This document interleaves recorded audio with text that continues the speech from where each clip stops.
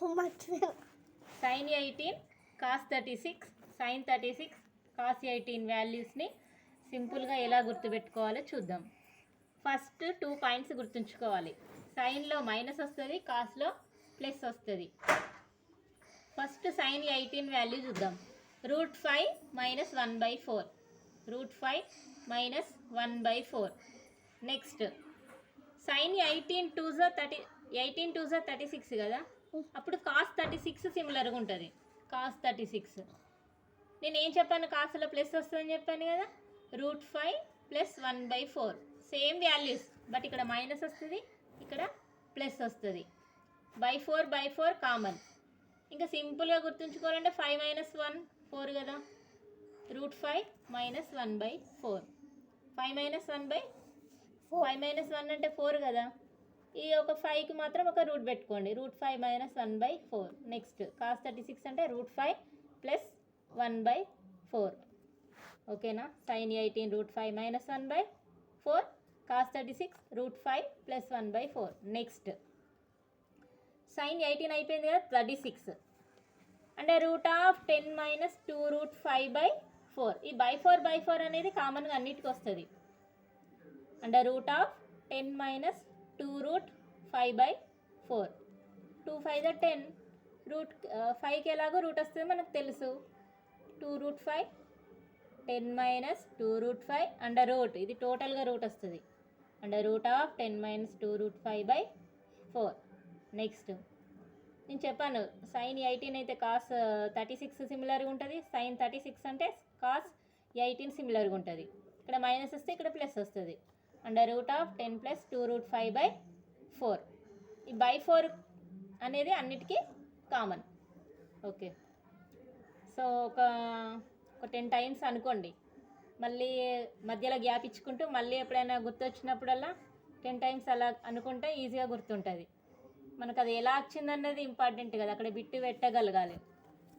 Next sin 22.5 అంటే √2 - 1/2√2. ఈ 22.5 అన్నప్పుడు మనం గుర్తుంచుకోవాలి, 2 2 వస్తాయని గుర్తుంచుకోవాలి. sin 22.5 = అంటే √2 - 1/2√2, √2 - 1/2√2.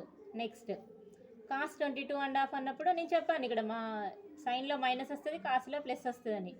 సేమ్ అంటే √2 + 1/2√2, √2 + 1/2√2.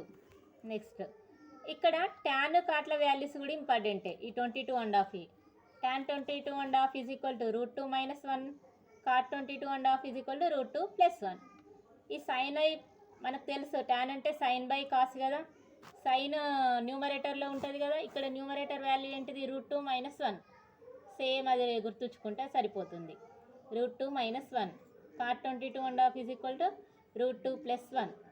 cot అంటే cos/sin కదా, ఈ కాస్లో న్యూమరేటర్ ఏమున్నది, √2 + 1, కాబట్టి √2 + 1. ఒక 10 టైమ్స్ అలా అనుకోవాలి. నెక్స్ట్ గ్యాప్ ఇచ్చి మళ్ళీ ఎప్పుడైనా ఒకసారి 10 టైమ్స్ అలా అనుకోవాలి. ఈ వాల్యూస్ మోస్ట్ ఇంపార్టెంట్. ఓకే, మళ్ళీ ఒకసారి రివైజ్ చేసుకుందాం. sin 18 = √5 - 1/4, cos 36 = √5 + 1/4. sin 36 = అంటే √10 - 2√5/4, cos 18 = అంటే √10 + 2√5/4. నెక్స్ట్ sin 22.5 = అంటే √2 - 1/2√2, cos 22.5 = అంటే √2 + 1/2√2. tan 22.5 = √2 - 1, cot 22.5 = √2 + 1. ఓకే, వీటిపైన క్వశ్చన్ ఎలా వస్తుంది ఒక చిన్న ఎగ్జాంపుల్ చూద్దాం. cos² 72 - sin² 54 వాల్యూ ఎంత అనింది. cos² 72 - sin² 54. మనకు తెలుసు cos 72 అంటే sin 18 అని. వై 72 + 18 = 90 వస్తుంది. ఎక్కడైతే 90 వస్తుందో ఏ వాల్యూ కలిపితే 90 వస్తుందో ఆ వాల్యూ అనేది cos 72 అంటే sin 18. 72 + 18 90 కదా. Okay, cos 72 is equal to sine 18. Sine 72 is equal to cos 18. Next sine 54 అన్నాడు. సైన్ 54 అంటే 54కు ఎంత యాడ్ చేస్తే 90 వస్తుంది? 36 కదా, కాస్ 36. దేర్ఫోర్ కాస్ స్క్వేర్ 72 అంటే సైన్ స్క్వేర్ 18. సైన్ స్క్వేర్ 54 అంటే కాస్ స్క్వేర్ 36. మనకు ఆల్రెడీ ఈ వాల్యూస్ తెలుసు. సైన్ 18 వాల్యూ తెలుసు, √5 - 1/4 హోల్ స్క్వేర్, ఇక్కడ స్క్వేర్ ఉంది కాబట్టి స్క్వేర్, మైనస్ కాస్ 36 వాల్యూ తెలుసు, √5 + 1/4 whole square.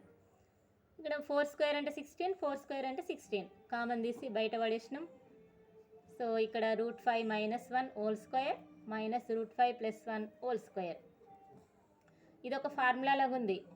a + b whole square minus a - b whole square అంటే 4ab కదా, కానీ ఇక్కడ రివర్స్ ఇది. a - b whole square minus a + b whole square ఉంది, రివర్స్ ఉంది కాబట్టి ఇక్కడ 4abకి బదులు -4ab.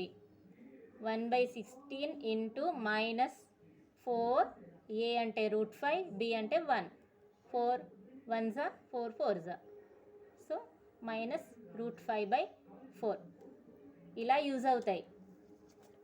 ఈ వాల్యూస్ అన్నీ మోస్ట్ ఇంపార్టెంట్.